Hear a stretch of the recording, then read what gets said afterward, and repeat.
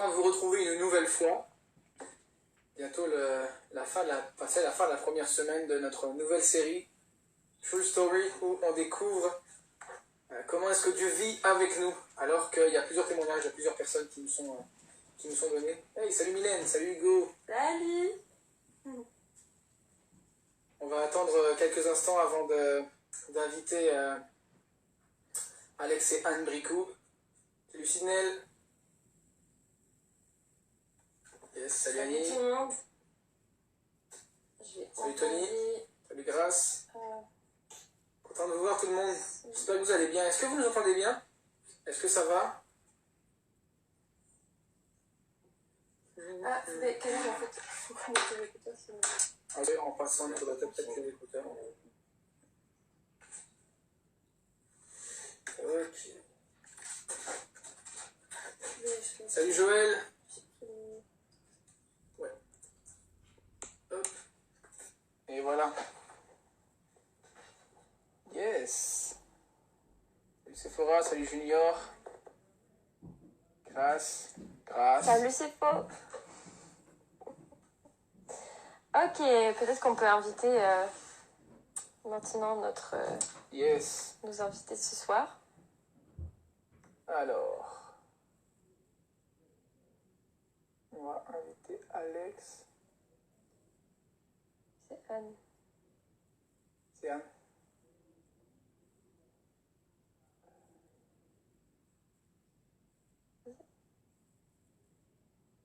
Et voilà. Bon, j'ai juste... Ça va être mieux. Hello les amis. Hello. On a accès à chez eux, on est en plein dans leur salon, cuisine, salon, je sais pas. Ouais, c'est deux en un, quoi. Ouais, c'est ça. Vous aussi. D'accord. Comment est-ce que ça va les amis? Bah, ça va bien. Ouais, ça va. Tranquille. Ouais, ça va. Aujourd'hui, il n'a pas fait trop beau, mais bon, ça va. Il faisait un peu gris. Mais on est quand même sortis pour profiter un peu. Voilà. Première sortie depuis le déconfinement. C'était hier soir, ouais, la première des c'était hier. sorties, ouais, mais Ah ok, vous avez fait quoi? qu'est-ce qu'on a fait? Quelques courses. Ouais, en fait, on a couru parce que on a terminé le boulot pratiquement à 17h30, 18h, moi-même.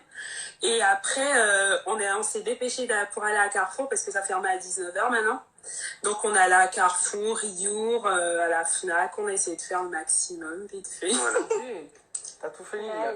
Et vous, ça va? Bah Mais ouais, oui, tranquille, hein. Ah, on dit vous êtes beaux, on va vous laisser les gars. Ah, Allez, naïvement, je vais croire qu'on est beau à 4. bah oui, Bah oui. oui, c'est nous tous, attends. Vous avez un fan club là, vous avez même pas commencé à parler, on vous aime déjà et tout. Ah, c'est trop gentil.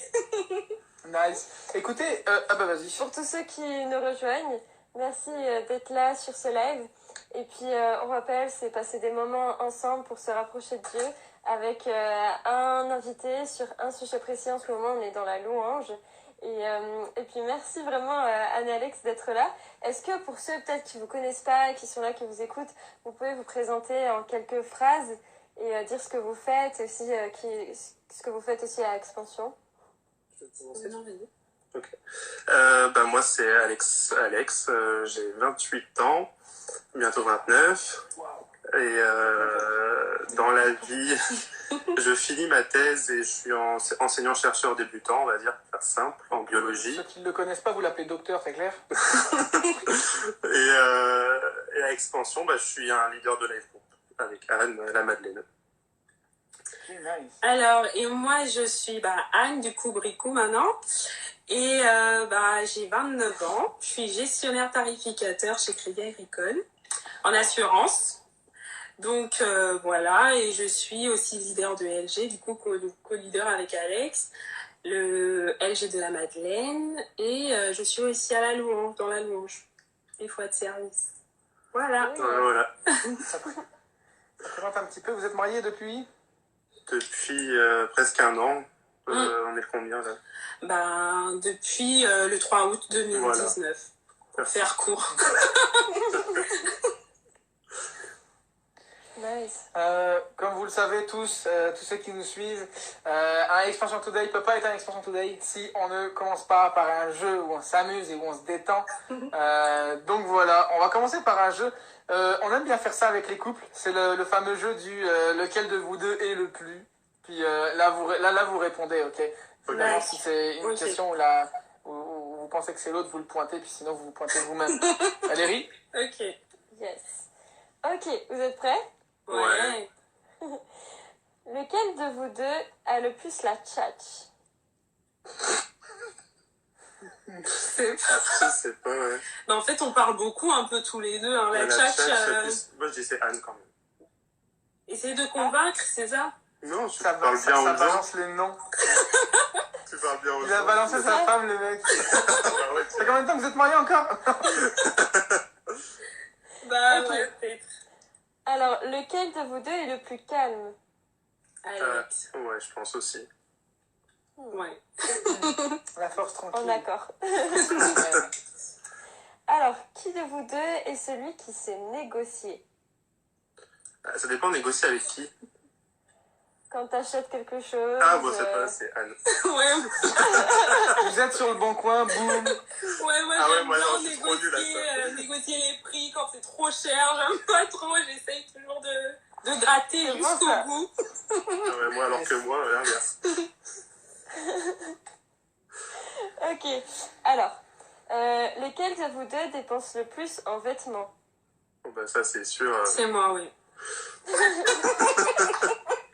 D'un commun accord. Ouais, Ah ouais. j'avoue, ouais. Lequel de vous deux est le plus organisé? Je pense que c'est moi. Ouais, c'est Il vrai. faut poser la question autrement. Lequel de vous deux est le moins désorganisé? Ça dépend, en fait, pourquoi, en fait. Bah, en fait, donc tout ce qui, on va dire, organisé dans son travail, bien ranger ses trucs. Administratif et tout, ça va être moi, mais la C'est- maison, c'est Anne. C'est moi. Ouais. Ok, d'accord. On va dire comme Oh ça. là là, ils sont complémentaires. C'est C'est tellement ça, beau, c'est c'est ce tout. que Waouh, c'est incroyable. Alors, lequel de vous deux cuisine le mieux? Wow. Ça dépend aussi de... Lui, il fait bien des plats italiens, français. Moi, je fais bien l'africain. J'apprends l'italien. Donc, Ouais, ouais. en cuisine, tout Ouais, aussi franchement, bien. Lui, les ouais. pâtisseries, il est très fort, j'avoue. Donc, c'est bon, ça. ouais. Je pense que ouais, c'est pareil. Ouais, c'est un On peu... va prendre une bière un jour. Alex, tu vas m'expliquer 2-3 trucs dont ta motivation et puis surtout comment tu fais. Pourquoi pas, avec plaisir. Lequel de vous deux est le plus aventurier? Je crois que c'est Alex, là. Tu penses? Bah ouais. Je sais pas. Après, peut-être. c'est vrai qu'on peut dire, moi j'ai quitté le Gabon, je suis venue en France, je me suis aventurée dans un pays que je connaissais pas, mais Alex, quand même, quand on va en vacances, en tout cas les fois où on est allé en vacances, il aime bien, je trouve, découvrir, aller vraiment dans des coins que moi je n'oserais pas par contre. Mais Ok. dans ce sens-là, je peux dire que c'est Alex. Ok, peut-être. Je dis ok. C'est bon, ça. Et du coup, maintenant qu'on a appris aussi qui sait cuisiner et tout ça, bon, vous êtes tous les deux bons, c'est qui de vous deux qui est le plus gourmand? Ah bah là, c'est moi. Ouais, c'est sûr. C'est les pâtisseries. Mais par contre, bizarrement, je suis plus gourmand de salé. Hmm, Mais c'est moi le plus gourmand sans C'est sans pour dé- ça à personne, ça. je sais. Dis donc. Quelqu'un qui se réveille le matin et qui a envie de manger des pâtes, par exemple. C'est vrai? Saucisson. Ou du saucisson. Putain, ouais, c'est bon. Bah, au début, quand t'es jeune marié et que t'es pas prêt, c'est compliqué. Hein. T'es là, t'es en mode, mais c'est qui la meuf avec qui je vis? Non, mais le matin, c'est pas des pâtes, mais un sandwich. Ouais, Mais pourquoi après, pas. la France, ça fait partie des pays où on mange beaucoup le matin sucré, mais dans les autres pays, des fois, c'est beaucoup salé. Ça, c'est vrai, ça. Ouais. Ouais. Non, mais Ça, je les prends à prendre des C'est sandwichs le meilleur matin. pour la c'est- santé. Ah ouais? Ah bah, puis après, tu trempes dans le thé noir, là. Ouais, ça, c'est compliqué. Ça, dans la vie. Là, Ah, je... c'est un je- autre niveau. je- Là, t'es en train de m'afficher. Allez. Non, mais c'est thérapeutique. Faut m'expliquer. Qu'est-ce qui fait ça dans la vie? Moi, je sais pas. Ok. Enfin, bref. Alors, qui de vous deux met le plus de temps le matin? Oui, c'est moi. Je peux répondre à la question aussi. Non. D'accord. Si. Ouais, bah, c'est bon, on a besoin de temps, quoi. On prend notre Ouais. temps. Il faut... Voilà, voilà. Voilà. Quoi, t'assumes pas, Valérie? Oh non, si, je Ah. sais. D'accord. Valérie, elle me dit 3 fois on part. Je suis prêt à la 3e. Elle... Elle est toujours pas. Mais non, c'est ça quoi la dépend. prochaine question? J'arrête, dépêche-toi, on va être en retard. Je fais Valérie, j'ai Je juste à connais mettre des bien ça. chaussures. Je connais bien ça. Ok, alors la dernière question, c'est qui de vous deux fait les blagues les moins drôles? Ça, je sais. Regarde. Moi, non, c'est toi. Ah, chacun il se pointe, c'est pas mal ça. Ah, non, c'est vrai. ça. Non, elles sont drôles, les mecs. Ah bah, je rigole des fois, ouais, mais même si j'ai pas compris la blague. Ça, c'est pire. Ça veut dire qu'elle t'aime, elle te soutient. Et après, elle te- en fait, je t'encourage. demande en mode, en fait, c'était quoi le truc? Parce que, bah, la blague est passée, quoi. Mais bon, voilà. Ouais. C'est pour ça. Bah, c'était la dernière question, hein. Ok. Ça va, on s'en est bien sorti. Ouais. On sait vous cerner aux mains, on sait vous cerner. Je rappelle à ceux qui sont venus en cours de route. Expansion Today, bienvenue, on est dans notre nouvelle série True Story où on apprend au travers de témoignages de plusieurs personnes comment est-ce que Dieu vit avec nous. Pas juste comment est-ce que nous on peut agir ou nous on peut vivre avec lui, mais comment est-ce que lui il vit avec nous au quotidien, des choses palpables. Puis Expansion Today c'est un live Insta avec un couple de leaders ou un leader, et puis là c'est un couple de leaders d'expansion, des leaders de live group, Alex et Anne, sur un thème que vous avez choisi. C'est le thème de la louange. Et on va commencer avec la première question. Est-ce que vous avez une définition qui est formelle ou soit qui vous est propre sur ce qu'est la louange? Vas-y. Ça me commence. Vas-y, ouais. Alors moi, je pense qu'il y a une première définition. La louange, ça va être faire... Alors, parce que la louange, en vérité, ça peut être la louange à Dieu ou même aux humains, en vrai. Et si on parle que de la louange à Dieu, c'est faire des éloges à Dieu, c'est dire à quel point il est puissant, à quel point il est grand, à quel point il est bon, c'est le mettre en avant et l'élever. Mais pour moi, l'autre aspect de la louange, c'est de remercier Dieu. De remercier Dieu pour ce qu'il fait pour nous. Pour moi, c'est ça les aspects de la louange. Enfin, ce qu'est la louange. Bah, moi, c'est pareil, ça continue dans le même sens, c'est la reconnaissance. Donc, à Dieu de manière continuelle. En fait, c'est reconnaître les bienfaits de quelqu'un, de ce que, et de reconnaître aussi la grandeur de la personne. Bon, là, je parle de Dieu en lui-même. Pour moi, la louange, c'est vraiment dans ce sens-là, de reconnaître la puissance d'un être qui nous dépasse, par des mots, par plusieurs moyens, mais de reconnaître, en gros, la grandeur de Dieu. Ok. Je trouve que les définitions que les gens donnent, parce qu'on a posé les mêmes questions tout au long de la semaine, mais ça éclaire beaucoup sur la personnalité et puis le vécu des autres. Enfin, des gens justement avec Dieu. Ouais, elles sont différentes et super complémentaires. Mais du coup, par rapport à ça, selon vous, c'est quoi les effets sur vos vies d'avoir cette vie, cette attitude de louange au quotidien? Ouais. Alors, pour moi, les effets de la louange sur ma vie, bah, ça m'apporte beaucoup de paix. Je trouve que c'est quelque chose, quand tu loues, que tu es dans une ambiance de louange, d'adoration à Dieu, ça me rassure déjà, en fait, quelque part. Ça m'apporte une paix vraiment sur ce que je suis en train de faire. Ça m'apporte un bien-être, une joie. Ça m'apporte, en fait, c'est comme si ça vient me ressourcer, me rajouter plein de bonnes choses, y compris même de l'amour vis-à-vis de Dieu, vis-à-vis des autres, pour les autres. C'est beaucoup de points positifs. Et ça me permet aussi, par exemple, si j'avais un moral à plat, que j'étais pas bien, par la louange, comment dire, c'est une joie, quoi. C'est vraiment un tout, une joie, une paix, je définis. Moi, c'est comme ça que ça me remplit et je vis ça au quotidien. Et moi, je dirais que la louange, ça renforce ma foi. Parce que quand on dit à Dieu, par exemple, qu'il est puissant, qu'il est grand, quand on le loue, c'est une vérité qui est absolue, c'est-à-dire que c'est la vérité pour tout le monde. Mais le fait de le proclamer, on se l'approprie, Et du coup, en fait, on le dit, et en le disant, ben, en fait, on le croit. Et plus on le dit, plus on croit ce qu'on dit. C'est un peu un cercle vertueux. Voilà, c'est le fait de répéter, enfin, le fait de dire à Dieu ce qu'il est, ça prend un sens dans nos vies. Et je crois aussi que la louange, c'est la base qui débloque tout, en fait. C'est la base de tout, toutes les bénédictions, tout ce qui nous arrive de bon, en fait, ça passe par la louange.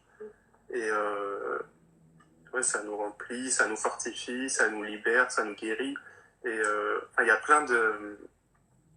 Même dans la Bible, il y a plein de moments où la louange, ça fait il y a eu des choses extraordinaires qui ont suivi la louange. Par exemple, je pense à Paul dans la prison, ils sont emprisonnés, puis ils ont chanté, en fait, ils ont loué Dieu, et 2 secondes après, en fait, pas 2 secondes, je sais pas combien de temps c'est passé, mais pas longtemps, tremblement de terre, et tout le monde est libéré. Et là, il me vient en tête aussi une autre anecdote, bon, c'est pas moi, mais je sais plus dans quel livre c'était, mais c'est un homme, en fait, qui est en prison et qui est censé, il a une peine, il est censé les condamner à mort, en fait. Et Dieu, il se met à louer Dieu, il se met à rire, en fait. Parce que la louange, ça passe aussi par le rire. Et il se met à rire et à louer, et puis les gardiens se disent qu'il est fou. Et de ce fait, il le libère, parce qu'ils disent, on va pas tuer un fou, en fait.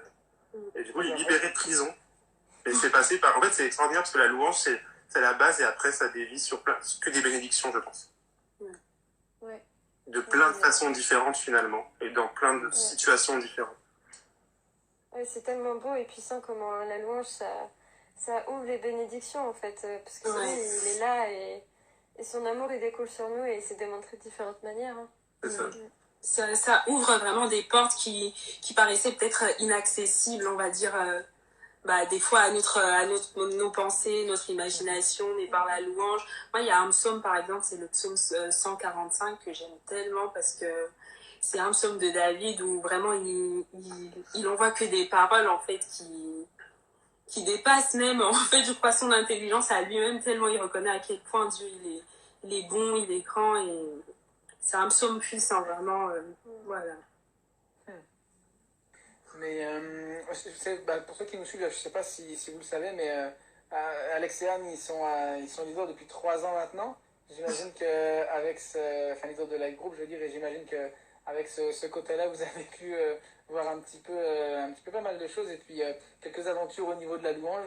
Mais on aimerait vous poser une question qui est un peu intime, mais à quel moment de votre vie, en fait, avoir cette vie de louange, cette attitude de louange-là, vous a été le plus nécessaire? Clairement, il y a beaucoup de moments où la louange m'a été nécessaire et m'a libéré de choses, plein de choses. Enfin voilà. Déjà, un témoignage qui est assez récent. Cette année, en fait, là, pour ceux qui me connaissent, j'ai passé une année assez difficile avec la fin de ma thèse. Je devais rédiger, c'était assez compliqué, c'était assez fatigant. Et plus d'une fois, j'ai loué Dieu, remercié Dieu pour ça, et ça m'a permis de tenir, parce que sinon je crois que j'aurais jamais tenu. Ça m'a permis de tenir le coup, et mais mine de rien, physiquement j'ai pris un coup quand même, et là, à cause du stress, à cause de plusieurs choses, donc je vais revenir, et en fait, quand j'ai rendu mon manuscrit de thèse, c'était le 24 avril, j'avais souvent mal au foie, plusieurs fois. Mais en fait, pas un peu, mais pas trop. Et j'ai rendu ma manuscrit de thèse le 24 avril, et le 25, j'ai eu hyper mal, mais vraiment, vraiment très mal. Et donc, je ne suis pas trop inquiété, mais je me suis dit, il faut quand même, maintenant j'ai un peu de temps, je vais aller voir le médecin. Et donc, il m'a prescrit un scanner et une prise de sang. Et quand j'ai fait la prise de sang, moi je suis en biologie, alors les résultats, je connais à peu près ce que ça veut dire.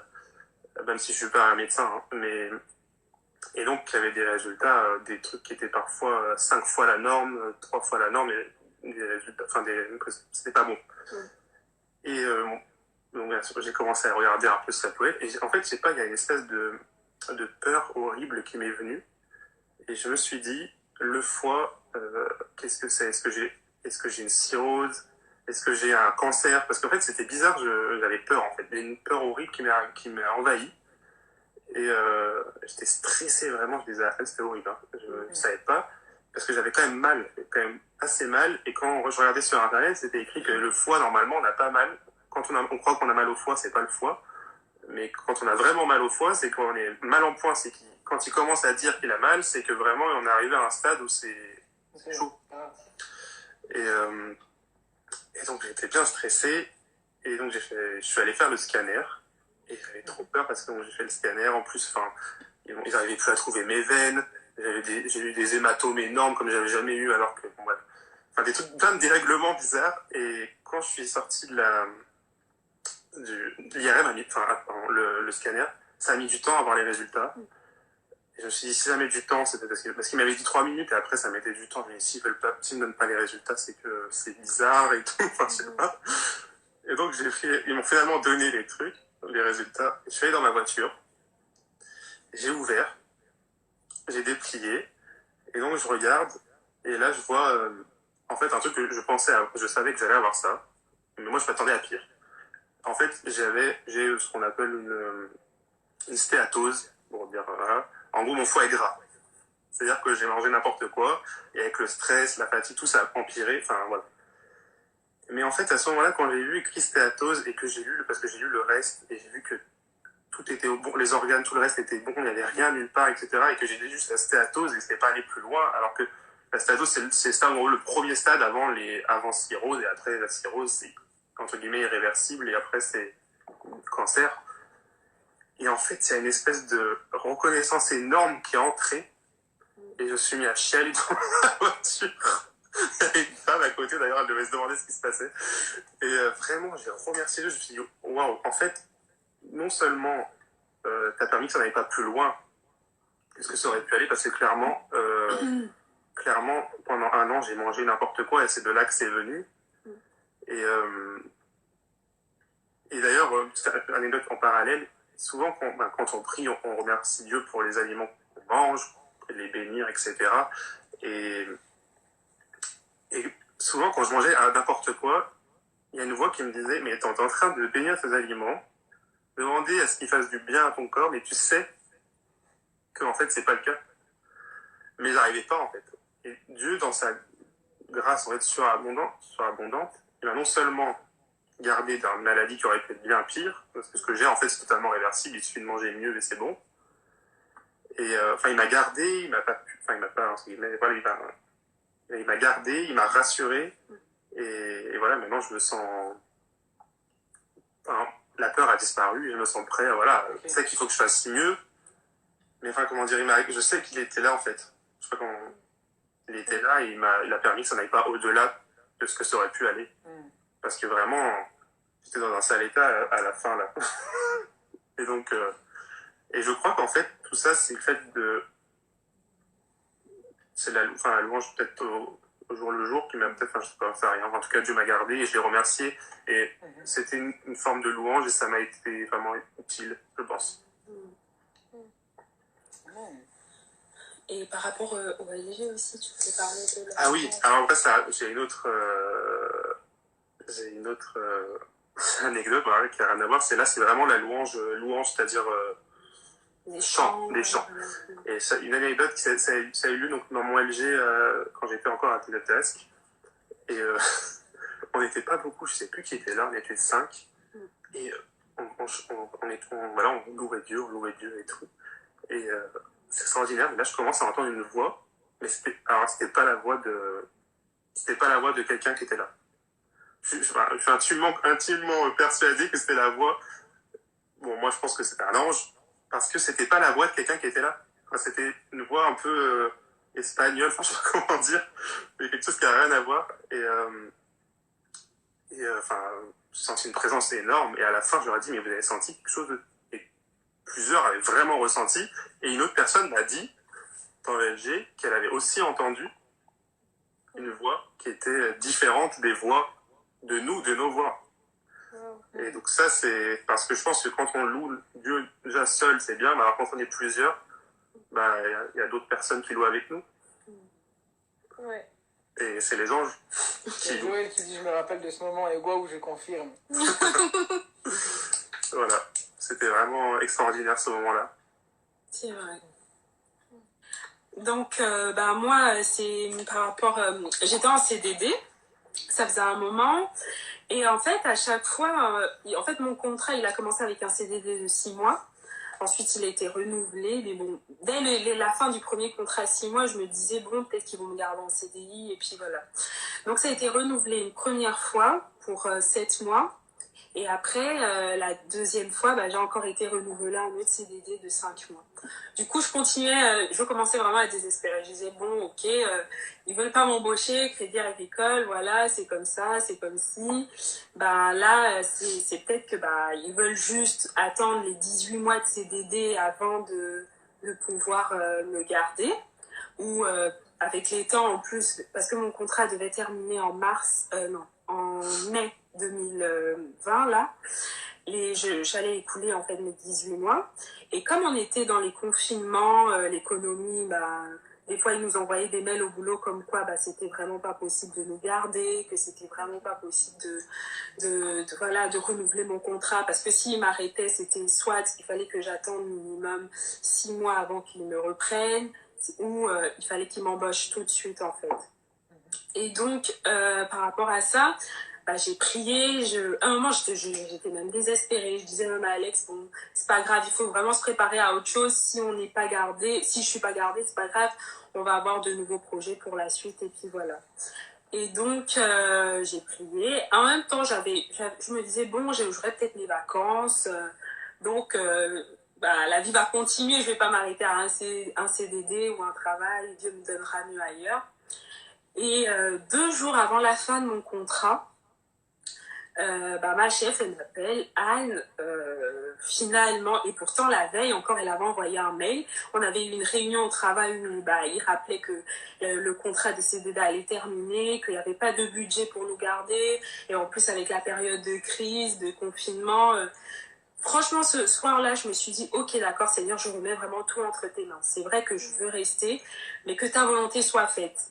Et quand je suis partie, j'ai prié, mais c'était vraiment avec un cœur reconnaissant, justement. Je priais dans le sens où je disais, Seigneur, merci pour ce que tu vas faire déjà même. Quelque part, c'est bien, j'aurai des vacances, voilà, je continue pas de travailler, on ira à Lyon. Donc, on projetait vraiment autre chose. Mais j'ai vraiment eu ce cœur de reconnaissance là, de dire merci, de louer Dieu. J'ai dit 18 mois, c'est pas mal. Franchement, j'étais contente au final. Et le lendemain, elle m'appelle, ma chef, oui, Anne, en fait, c'est pour vous annoncer qu'apparemment, on va dire le DG, comme quoi, il a changé d'avis parce que c'est lui qui disait qu'il avait peur que ça devait être un peu juste pour les budgets et tout, et que on va vous garder. Finalement, on vous garde. J'ai dit, mais c'est une blague. Ah, moi, je savais pas si c'était vrai. J'ai dit, Alex, j'étais même plus contente que je m'étais préparée à autre chose. Moi, j'avais déjà loué Dieu. Je m'étais dit, bon, demain, je travaille plus. Tu donnes et tu reprends, t'inquiète. Tu vas continuer. En fait, j'avais préparé mon cœur et j'avais vraiment loué, mais positivement, dire merci Seigneur pour la fin de mon contrat, d'accepter tout simplement que c'est fini. Et puis voilà. Mais elle m'a dit ça, j'étais contente. Et après, j'ai dit à Alex, mais tu vois, comme quoi, même quand tu penses que, en fait, c'est pour dire que même quand on pense que on achève, là, c'est terminé, c'est bon, il n'y a plus d'espoir, qu'on prépare notre tête à autre chose et qu'on dit déjà merci Seigneur pour passer à autre chose, Dieu, même à ce moment-là, il peut encore se manifester d'une manière particulière. Et donc là, je suis en CDI, je suis embauchée, je suis bien contente. Et en plus, surtout pendant cette période, parce que c'était vraiment une période où l'économie pour la boîte, il disait qu'il n'y a pas de budget, quoi. Donc vraiment, pour ça, merci Seigneur. Ça a laissé place au miracle. Exact. Exact. Je crois qu'on peut aussi parler de notre LG de cette année. Ouais. La louange, alors, on ne fait pas forcément la louange à chaque LG, mais parfois, sur LG, on prend un temps où voilà, il y en a un qui va au piano, c'est pas moi, parce que moi je ne vais pas faire de piano, et puis on chante et tout, et ce que je trouve fantastique avec la louange, c'est que les gens sont libérés, c'est extraordinaire en fait. Au moment de la louange, ouais. Au moment de la louange, les gens sont, je sais pas, ça sort seul. Ça sort seul, les gens, il y en a qui se lèvent, il y en a qui marchent, il y en a qui qui se mettent à genoux. Voilà. En fait, chacun fait ce qu'il veut. Et c'est un moment où les gens se sentent libres. Et je crois que ça libère... Enfin, j'aime cette liberté-là que la louange apporte aux gens. Ouais. Et je pense que dans le cœur de chacun, ça apporte beaucoup de délivrance, de libération. Je sais pas comment dire. Liberté. Ouais. C'est vrai, pendant les temps de louange, on commence à la fin, parce que des fois on les fait au début ou à la fin du LG, ça dépend. En fait, comment, des fois on sent la soirée, des fois on commence d'abord par l'apéro et on termine par la louange. Des fois c'est l'inverse. Et en fait, c'est vrai que pendant ces temps, on remarque que les gens, ils sont vraiment libres. En fait, ils sont comme à la maison, chacun se met comme il veut. Et c'est vraiment bien. Et on est content de voir, en fait, que justement, les gens, ils se disent pas, oh non, on va pas se mettre à l'aise. Non, ils sont comme chez eux, en fait. C'est la louange, je pense, effectivement, qui permet le fait de chanter, de se libérer, de pouvoir parler, s'exprimer à Dieu. Et puis, voilà. Ouais. Bon, que ce soit côté Alex, côté Anne ou même en collectif, les anecdotes sont riches. C'est bon ça.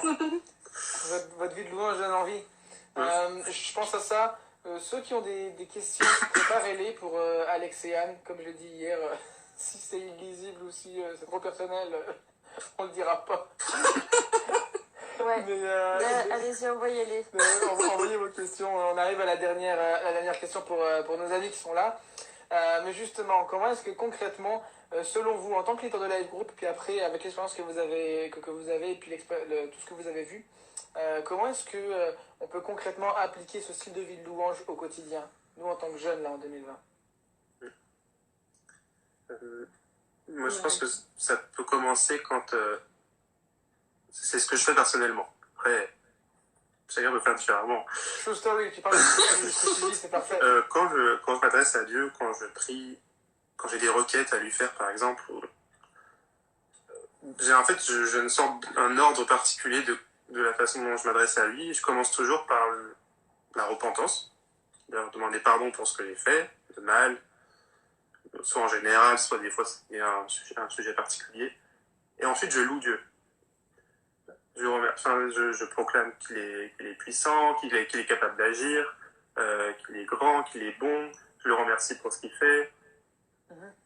Et ensuite seulement, si j'ai quelque chose à lui demander, je lui demande. Parce que j'ai l'impression que, comment dire, c'est en proclamant que Dieu est capable d'agir, qu'il va agir. Ouais, voilà, c'est ça. Je le dis qu'il est capable d'agir, et je sais qu'il va agir. Mais si je proclame pas qu'il est capable d'agir, je pense que ça éveille pas ma foi, et je vais lui demander direct un truc, mais en fait, est-ce qu'il est vraiment capable? Même si je sais qu'il est capable, le fait de le dire, ça libère, en fait.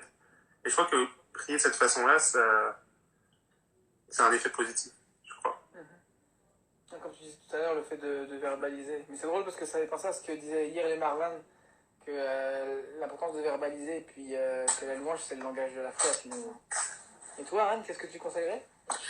En fait, moi, la louange, c'est un peu comme Alex, hein, au début, dans mon temps de prière, je me repens d'abord pour mes péchés. Si j'ai un gros truc qui me culpabilise pendant des jours, je dévoile tout à Dieu d'abord, je libère mon cœur. Donc tu ne fais pas tous les jours? C'est le mec. Et je libère d'abord donc mon cœur totalement avant de commencer à louer et après à continuer ma prière, et voilà. Mais il y a aussi, en fait, je me dis, par mon témoignage aussi, en fait, c'est un moyen de pouvoir, louer Dieu, en fait. C'est-à-dire, dans mon lieu de travail, par exemple, des fois, ils m'ont traité un peu de différente. Genre, je suis pas comme... Je sais pas comment dire, je suis différente. Des fois, ils font des blagues, je rigole pas à tout. Bon. Je rigole pas forcément à leurs blagues, des trucs comme ça qui me reprochent. Mais moi, dans mon cœur, dans mon âme, dans mon esprit, dans tout, en fait, en moi, je sais, en fait, que cette attitude-là, en fait, au final, ça ça les a intrigués, ils se demandent mais pourquoi peut-être elle est comme ça, voilà. Ils se posent des questions, mais et des fois il y en a qui sont tellement intéressés qu'ils viennent me poser la question, ben, en fait au final, où tu parles, parce que j'ai déjà dit que j'allais dans une église, que là-bas c'est top, il y a des jeunes, mais nous aussi on s'amuse, on sait voilà. Donc en fait ils viennent me poser des fois des questions, bah, parce que ils me trouvent, comment dire, différent parce que je fais de ce que je dégage en fait. C'est pas les mêmes délires que, c'est pas les mêmes phrases, c'est pas les mêmes voilà, il y a comme une fois il y a une personne, en fait c'est une collègue, elle est juste assise à côté de moi, elle est venue, elle me dit mais Anne c'est bizarre, t'as jamais sorti de gros mots. À chaque fois que tu t'exclames, tu essayes de dire zut. En fait tu dis zut. Parce que je sais pas dire bon les mots qu'on connaît. J'arrive pas. En fait, ça sort naturel. Mais au boulot, c'est comment dire, c'est normal. J'entends ça tout le temps. Des gens qui vont dire, bah, le P, là, je termine pas. Le M, bah, je termine pas. Et moi, en fait, à chaque fois, je dis, pourquoi tu dis ça? Mais 18, genre pour rigoler, quoi, à mes collègues. Avec mes collègues, je les embête comme ça. Et au final, ils trouvent que c'est quelque chose de positif. Donc, c'est par quoi mon attitude?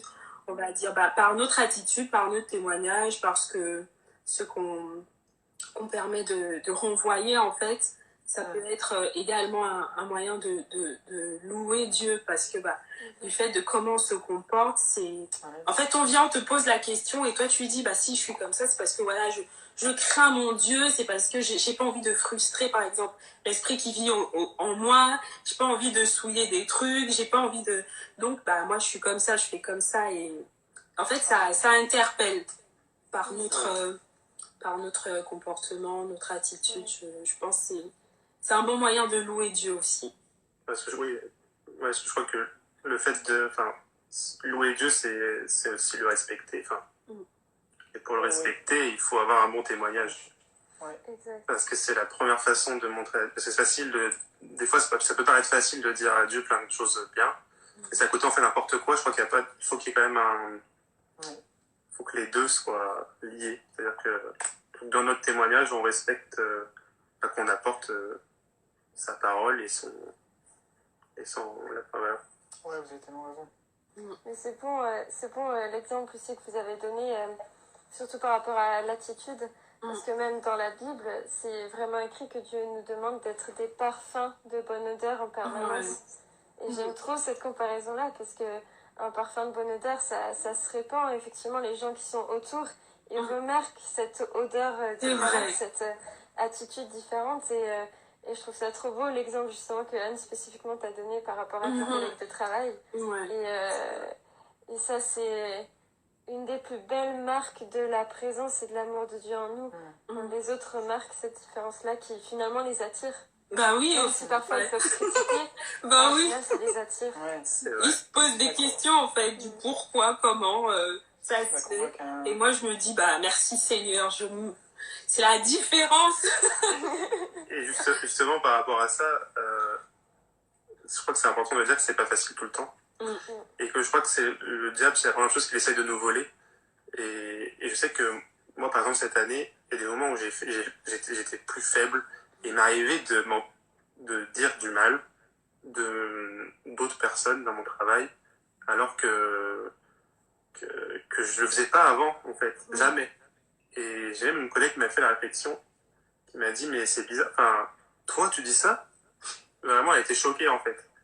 Et je trouve que c'est important voilà, on est humain, hein, ça peut arriver, mais c'est important de demander à Dieu de nous aider, de pas, parce que c'est un témoignage tellement important que... Ouais, c'est vrai, ça reste, ça peut être un jeu de mots, mais c'est vrai qu'avoir un parfum de bonne odeur, ça coûte cher. Et dans les deux sens, Ouais, c'est vrai. Il y a une question pour vous, est-ce que tu veux la lire? Oui.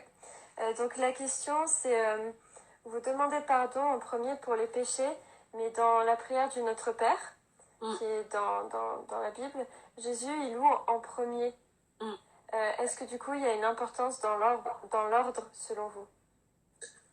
Bah, personnellement, moi, en fait, il n'y a pas forcément une importance, non.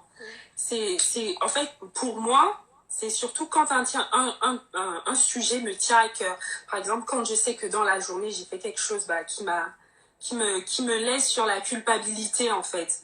que avant même de commencer à le louer, je me dis, oh, je me sens tellement, comment dire, pas bien, je suis tellement pas bien au-dedans de moi, que je commence par dire pardonne-moi parce que par exemple j'ai mal pensé sur telle personne ou j'ai mal fait comme ça, je me suis pas bien comportée comme ça, ou que j'ai en fait c'est ça, c'est ce que je ressens en moi qui me fait aller dans cette attitude de commencer par exemple par une repentance. Après je pense qu'il n'y a pas forcément une manière de prier, c'est-à-dire que si tout de suite tu as envie, ça me prend des fois, je suis là, comment dire, à la maison, je suis en train de cuisiner, je vais commencer à mettre mes louanges, mes sons, et puis je vais commencer direct à louer. Je n'ai pas dit pardon avant, donc je pense pas qu'il y a une manière. La question c'est surtout entre les deux, entre demander pardon et louer, c'est ça? Ouais, je crois qu'il n'y a pas forcément d'ordre entre les deux. Par contre, je pense que ce qui est important, c'est de commencer par ces deux avant de demander quelque chose, je crois. Après, bon, des fois, on est dans, je sais pas, j'imagine, n'importe quoi, mais parfois, il n'y a pas le temps, il faut vite demander. Je sais pas si ça a une urgence. Il n'y a pas de règle générale. Ouais. Pas de règle générale, mais il faut y penser, quoi, à faire.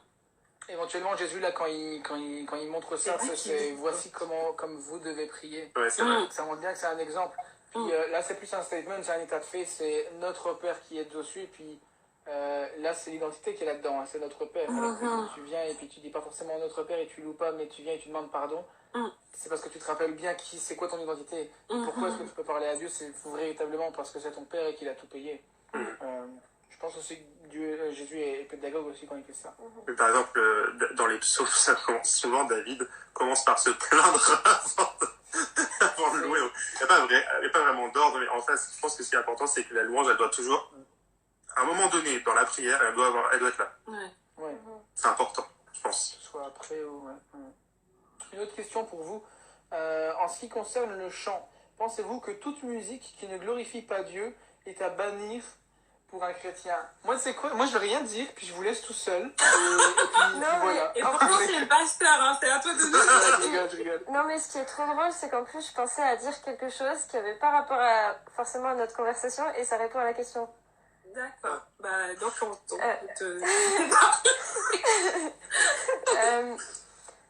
je pense que la musique non chrétienne, on va dire ça comme ça, n'est pas forcément à bannir. Parce qu'il y a des musiques qui sont bien. Nous, on écoute de la musique chrétienne comme de la musique non chrétienne. Mais par contre, on n'écoute pas n'importe quelle musique non chrétienne. Il y a des paroles qui parfois ne sont pas du tout dans le sens de notre foi, dans le sens de nos valeurs. Donc dans ce sens-là, on fait attention. Et justement, parfois c'est subtil. Et je voulais parler de ça parce que la louange, on sait que c'est une puissance incroyable dans le cadre de notre foi. C'est aussi dit que c'est là où est la présence de Dieu. Et dans la Bible, dans un verset, c'est écrit que le diable, avant de se rebeller contre Dieu, c'était l'ange de la louange. Et maintenant qu'il s'est rebellé contre Dieu, la musique est un outil qu'il utilise toujours puissamment pour nous détourner des voies de Dieu. Et dans ce sens-là, il faut faire attention parce que des fois c'est très subtil. Et je vais donner quelques exemples précis, mais il y a un moment donné où avec Caleb, on écoutait beaucoup de variétés. Et puis on avait toutes nos listes, listes chill, tout ça. Et puis parfois on faisait pas toujours attention aux paroles parce qu'on écoute aussi beaucoup de musique en anglais. Puis quand on discute, ce genre de choses, on fait pas forcément attention. Mais en fait, des fois, même si on fait pas attention, on laisse entrer ces paroles-là dans notre tête. Et on en discutait justement ensemble et on se disait, c'est fou parce que à un moment donné, tu peux remarquer que tu es plus tenté à quelque chose. Il y a une journée, tu es plus tenté à regarder d'autres gars, d'autres femmes, et tu te dis, mais ça vient d'où? D'autres fois, tu es tenté à plus te comparer, ou à chercher plus d'argent ou d'autres choses. Et si tu réfléchis bien, bah parfois, la source de ces pensées-là, elles sont dues à des chansons que tu as écoutées. De musique, Et ça, c'est des choses que parfois on réalise pas forcément, alors que c'est quelque chose de puissant. Et il y avait même un témoignage de quelqu'un qui partageait qu'il avait beaucoup de difficultés avec l'envie sexuelle, la pornographie et tout ça. Et en fait, il écoutait beaucoup de musique qui, en fait, en anglais, avait beaucoup de connotations sexuelles. Et en arrêtant ces chansons-là, il a commencé à arriver à mieux se contrôler. Et cette personne-là, en fait, elle s'est rapprochée de Dieu. Elle a réussi à faire face à ses combats et à pouvoir arrêter tout ça. Et c'est juste impressionnant comment la musique peut autant nous éloigner de Dieu que nous y rapprocher. C'est pour ça que c'est important de faire attention à ce qu'on écoute. Je pense que ça s'élargit, hein. Ça c'est vraiment un truc qui est important. Puis ceux qui sont là, restés là, c'est vraiment important. Ça se limite pas à la musique. C'est tous les films, c'est toutes les conversations, tu sais, comme vous disiez, qu'on entretient, auxquelles on prend part. Et tu sais, t'as le choix en fait de sentir bon ou de puer spirituellement, clairement. Et le truc, c'est que c'est quoi qui te remplit en fait. C'est pas vrai qu'en mettant du pétrole, ça va sentir la rose, tu vois. C'est juste la logique. Mais le truc, c'est que je dis ça parce que je vois beaucoup de choses sur les réseaux sociaux. Mais il y a des séries, mais regarde-les pas. Sérieux, hein. Il y a des trucs, tu sais, juste dans le titre, c'est parfois. Mais, je vois très bien de quoi tu parles. Ouais, non, mais il y en a, tu te débloques, hein, pour vrai. Je vais dire ce que je pense, mais il y en a, faut se calmer, hein. C'est juste qu'en fait, si tu vas avancer avec Dieu, mais que tu t'handicapes à te remplir de ça, et puis souvent une série, tu sais, t'as envie de savoir à la fin, c'est normal. Moi, je suis un gars, j'aime tellement les films, je regardais parfois plusieurs fois par jour, tu sais. Mais quand tu te rends compte que tu te nourris plus de ça que ta relation avec Dieu, ou juste, mais je parle même pas juste de prendre un temps de j'ai regardé 2 films, je vais prier pendant 3 heures, c'est pas ça. Mais c'est juste l'attitude en fait. Je suis d'accord. Et parfois, faut faire attention. Enfin, je me rappelle une fois avec Valérie, on regardait une série, plein tellement de waouh, grosse série et tout, musique parfaite, scénario parfait, réplique parfaite, paysage parfait. Puis là, on est en mode pas de meurtre, pas de tromperie. Moi, ce qui me fume le plus, honnêtement, parce que tu sais, les coups, il y en a dans la vie en général, tu sais. Mais c'est les tromperies à répétition, c'est tout ce qui est meurtre à répétition, toute cette atmosphère-là qui sont un peu dark comme ça, là, ils noircissent un peu l'âme, j'ai l'impression. Enfin bref. Et en fait, on est en mode, ouais, parfaite série et tout, nanana. Et en fait, genre l'épisode d'après, t'en as un qui tue sa femme, t'en as un qui trompe sa femme, et t'en as un autre qui commence à mentir, mais tout le temps, tu sais. T'es en mode, écoute. Bye bye. T'aimes la série, t'es en mode je la kiffe, elle me rend pas si pire quand même, il me semble que c'est quand même pas mal, c'est bon, c'est... Mon cœur, d'après moi, il est clean. Puis en fait, je me rends compte que, tout simplement, je commence à juste être focusé là-dessus, je m'endors, je pense à la série, faites pas genre que vous savez pas de quoi je parle. Je parle pas de vous, je parle des autres. Mais genre, on sait très bien ce que c'est. Et parfois, on se remplit de choses, mais... Enfin, je vais le dire, tu sais, mais The Witcher ou les trucs comme ça, mais regarde pas ça, tu sais. Il y a une réalité qui est spirituelle, c'est important. Et pour reparler de la musique, c'est Joel Houston qui disait ça, un des fondateurs de Hillsong. Il disait, mais je crois que Dieu a créé la musique pour le but de l'âme, la cause de l'âme. Et c'est pour ça, en fait, parce que c'est quelque chose qui vient nous chercher particulièrement. Que tu n'aimes pas la musique, différents styles ou quoi, il y a toujours un style qui vient. Pourquoi est-ce qu'on fait des hymnes nationales? Pourquoi est-ce que quand il y a un mariage, il faut danser? Pourquoi il y a toujours la musique? Toujours. C'est parce que ça vient nous chercher. Et ça, c'est hyper important, en fait. C'est hyper important de réaliser que ce qui rentre en moi, tu sais, c'est ce que je vais sentir, entre guillemets. Enfin bref, je suis en train de partir là, mais c'est trop important en fait de regarder ce que vous écoutez. C'est juste logique ce qui se passe là par mon nez. On était à 17, on est 15, je crois que pas plus tout le monde. C'est vrai en plus. Mais on dit la vérité et... Oui, je crois que... Et ton âme elle est importante là. Il y a un verset qui dit « Tout est permis, mais tout n'est pas utile ». Et je crois que du coup, on rejoint votre avis sur le fait que nous aussi, on n'écoute pas forcément que de la musique chrétienne. Bien sûr, on bannit aussi les musiques. Par exemple, je me rappelle la dernière fois, il y avait une musique que j'aimais trop, mais j'étais deg parce que je l'aimais trop, et puis là, je regarde les paroles et je dis oh, non, je peux plus l'écouter en fait. Parce que j'aimais bien, mais j'ai vu les paroles, ça j'aurais pas dû la traduire. Et ça m'énervait en fait. Je disais oh non, mais pourquoi, franchement? Donc du coup, j'ai arrêté. Et par contre, je dirais juste que dans certains cas, pour les gens qui m'ont raconté ça, hein, il y a peut-être certaines personnes qui devront ne plus jamais écouter de musique, mais ça, ce sera Dieu qui leur dira, je pense personnellement, si vraiment la musique la musique non chrétienne, je parle, prend une place trop importante. Et ça, c'est vrai, je pense, pour la musique, mais pour n'importe quelle Ben ouais. Voilà. C'est le seul cas où, d'après moi, il faut bannir la musique non chrétienne, sinon, s'il n'y a pas de paroles bizarres ou de... si c'est pas écrit par un sataniste ou je sais pas quoi, je pense que c'est bon, on peut écouter, je crois. Ouais. Et en plus, parfois, je dirais rencontrer des jeunes qui disaient que ils aimaient bien entendre ce genre de musique-là, ou même des films qui peuvent avoir différentes scènes qui sont pas nécessaires, disons-le comme ça. Et en fait, ce qui est beau, c'est que plus on se rapproche de Dieu, plus on passe de temps dans sa présence, dans la louange et aussi vraiment à lire la Bible, moins on est attiré par ces choses. C'est vrai. Et parfois, on va retourner devant une série. Moi, je donne un exemple par exemple. Quand j'étais ado, je kiffais trop NCIS. Je sais pas si vous connaissez et tout, mais c'est plein de... Qu'est-ce que tu vas dire sur NCIS? C'est le mec. Du coup, mais tu sais, là je dis ça, mais pour plein, ça va paraître une série genre comme ça et tout. Mais il y a plein de meurtres que du coup il résout. Mais aujourd'hui, je suis plus capable de le voir. Parce que je trouve que c'est trop de meurtres et qu'en fait, même si les personnages ils sont sympas, ils sont attirants et tout ça, bah non, ça fait des années que j'ai pas regardé ça. Mais c'est un simple exemple, mais pour dire que, bah ouais, en fait, automatiquement, il y a des choses qu'on regardait avant, bah, qu'on va peut-être plus regarder parce qu'on se dit, en fait, j'ai plus la même sensibilité. Et c'est bien, ça veut dire qu'on grandit aussi avec Dieu. Puis en fonction de ton parcours aussi, tu sais, il y a des trucs où il y en a des choses spirituelles, mais les Disney ne peuvent pas les voir. Parce qu'il y a des sorcières. Regarde, on va pas juger, c'est tout. Et puis ça fait partie de la maturité. Si à un moment donné, t'es pas capable d'accepter aussi ce que l'autre a besoin de se priver, tu sais. Bah franchement, on va faire un raccourci, mais grandis, et puis c'est tout, quoi. Mais à un moment donné, voilà. Mais c'est aussi important de considérer l'autre, et puis ce qui peut ne pas avoir de sens pour moi, c'est trop important. Puis un dernier truc, après je m'arrête, il 51, on a fini dans 9 minutes. Mais c'était quand il disait, c'est Colossiens, je sais plus où c'est, ou Corinthiens peut-être. Enfin bref, soit que vous mangiez, soit que vous buviez, faites tout pour la gloire de Dieu. Là on parle de deux besoins qui sont primaires.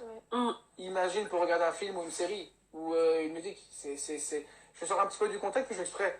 Mais c'est parce que là, c'est des besoins qui sont primaires. Imagine pour le reste, on doit être vigilant. On doit se voir. Enfin voilà, après, comme je disais tout à l'heure, c'est juste la logique. C'est vrai. Est-ce que quelqu'un a d'autres questions à part ça? C'est ça, je pense qu'on a bien répondu là. Mais je pense en tout cas on n'en a pas reçu d'autres. Il y a toujours un petit décalage entre les questions quand elles sont envoyées. Ah, ok, d'accord. Mais si jamais vous avez des questions, les amis, n'hésitez pas à les poser à la page extension ou alors directement à retrouver Alex et Anne sur les réseaux. C'est ça, c'est Alex qui a Facebook, c'est Anne qui a Instagram. C'est Anne qui a Instagram. Donc, mais si jamais vous voulez leur poser des questions, allez-y. Je vous garantis qu'ils vont tout le temps vous répondre avec une base biblique et aussi des ressources. Ils ont une page YouTube. Non, mais allez-y, puis je pense qu'ils vont pouvoir avoir le temps. Et puis si jamais vous bloquez ou si nous on bloque, bah écoutez, on va chercher, puis on trouvera des réponses. En tout cas, si nous on bloque, on sait vers qui on va les renvoyer du coup. Voilà. Ben oui. Mais n'oubliez pas que le live est disponible en IGTV et que ça va être aussi sur YouTube. N'hésitez pas à aller liker les pages de ELM aussi et d'Instagram. On nous pose une question. Faut-il s'inscrire pour être dans un live groupe?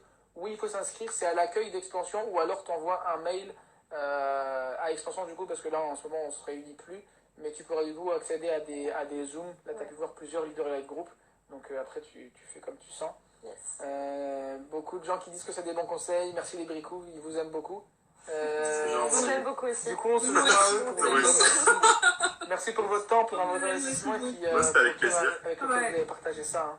Ça fait vraiment plaisir d'être avec vous.